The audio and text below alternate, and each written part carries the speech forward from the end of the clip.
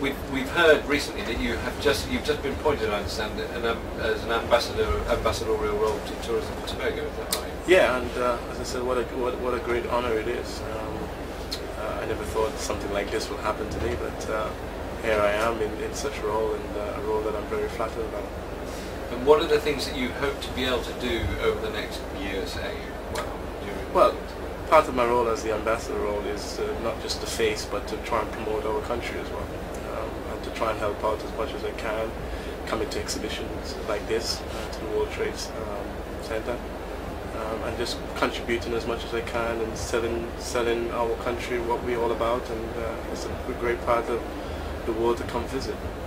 And do you have specific projects to do with encouraging sports tourism or developing sport on the island? There is, and apart from contributing, as I said, my time as a professional footballer for the past 22 years didn't enable me to contribute as much as I want. Now that I'm finished from playing football, it gives me time to contribute and to work for the Tobago Tourism Board in promoting not just the beaches, but also sports as well.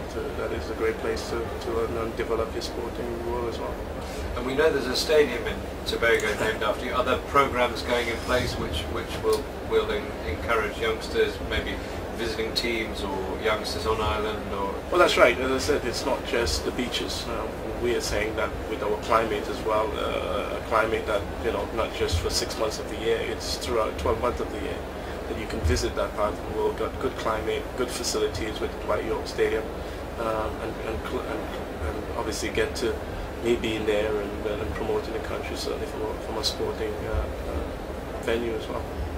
Okay, now a completely different sort of a question. When you're in Tobago, what's your favourite getaway activity for the afternoon? If you've got an afternoon to do something, what do you? Well, I gather my friends, and we have a glass bottom boat that we go out onto the reef and an island pool, obviously with a few bit of drinks as well, and sort of rock back with the beautiful sunshine that we normally have in that part of the world, and take some food with us and hang out on the boat, and we go to no man's land. That's another part of the island that is very peaceful and very bird watching and all those kind of activities that happen in and around that area.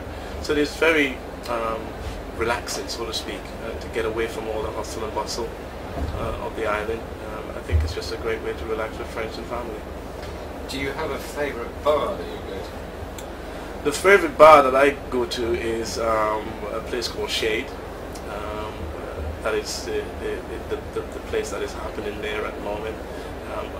A great way to relax and as I said, see the sun set in and hang out with some friends, and the atmosphere. The good thing about the people in Tobago especially is that we interact with a lot of people, and you find the tourist people will find it very easygoing, as most Caribbean islands. But there's a special thing with Tobago where people are more interactive, a lot more.